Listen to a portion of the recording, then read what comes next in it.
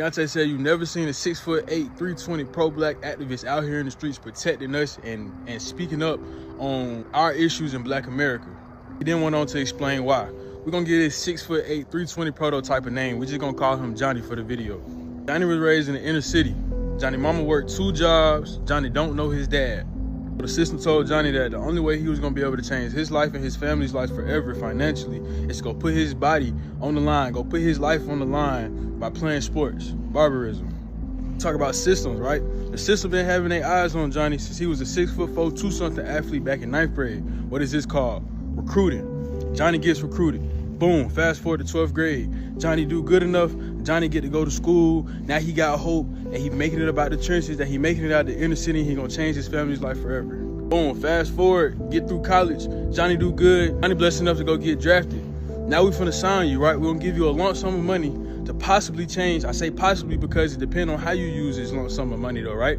We're gonna give you a lump sum of money to possibly change you and your family's life forever. And what do we get in return? What do the system get in return? We get to brand you. What come with being branded? Shh, you can't say nothing, Johnny. You can't speak up on the real issues that lie in Black America. You can't talk about nothing. You can't be an activist. You can't be on the front line. If you do, we're gonna pull that rug from up under you. And so I say all that to say that rapping, trapping, athletics is not the only way out. And it's gonna take a multitude of people of this skin complexion, especially us young ones, to continue to push on to the youth that we need more engineers, we need more scientists, we need more doctors and lawyers and truck drivers and people in the agriculture departments and all these type of fields of careers and jobs and work that we continue to run from and lay down to the system. Black athletes are modern day slaves. The reason I say this is due to the unlikelihood of most black athletes even playing at the college sport level. And more importantly, because this is one of the only and most glorified and respected images that is given to young black men. Let me put this into perspective for you. Say you're a young black boy, right? If you're like me and 50% of the black population, you probably don't have a father, right? So as a man, at least, you normally get your identity from your father, your masculinity. And one thing I've learned is if you don't learn it at your house, if you don't get it from your parent, then the world will teach it to you. For instance, say you lack discipline, you lack self-respect for yourself and others, then you're gonna go out into the world, you're not gonna respect others, you're not gonna respect yourself, you're gonna get cheated on, you're gonna cheat on people, you're gonna get beat up by the police, you're gonna go to jail. The world will teach you and give you it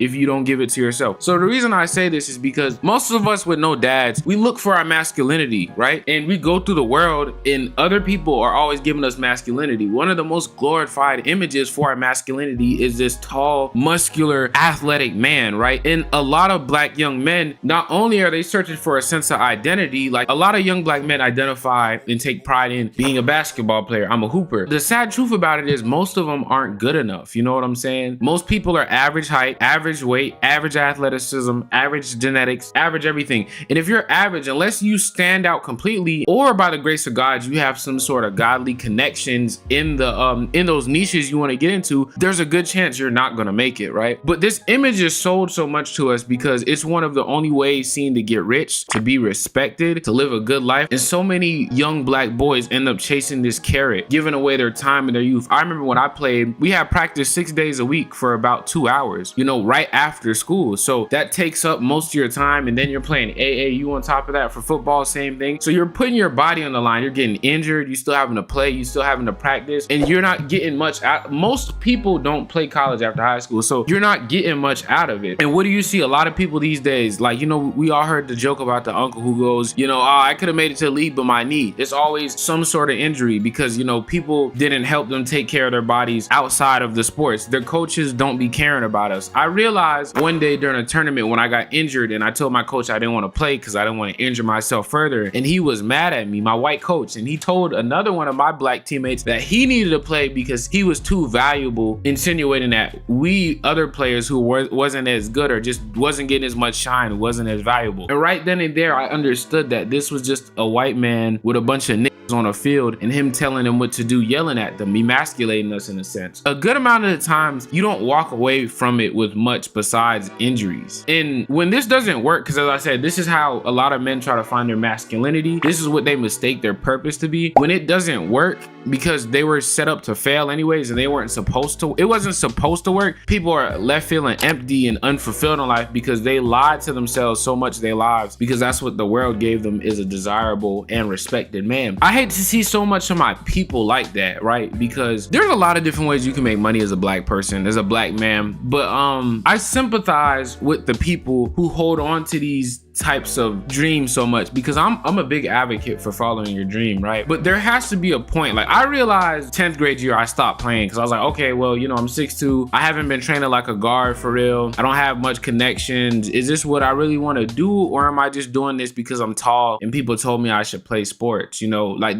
that's a big thing with black people, is we're always expected, almost like slaves. This is why I titled this video, Black Athletes Are Modern Day Slaves. It's almost like people feel entitled to tell us what to do with our bodies. If you're big, tall, and strong, you have to play football, you have to play basketball. If you got a giant dick, you have to be a porn star, you have to be all these bitches. You know what I mean? It's like almost like people fetishize and feel entitled to tell us what to do with our own bodies, because our bodies are so capable of so much. I feel like some of us don't understand how differently we perceive like black athletes from like the normal athlete. You know, black athletes are seen as like some sort of like superhuman cheat code, but not in like a positive way. You know what I'm saying?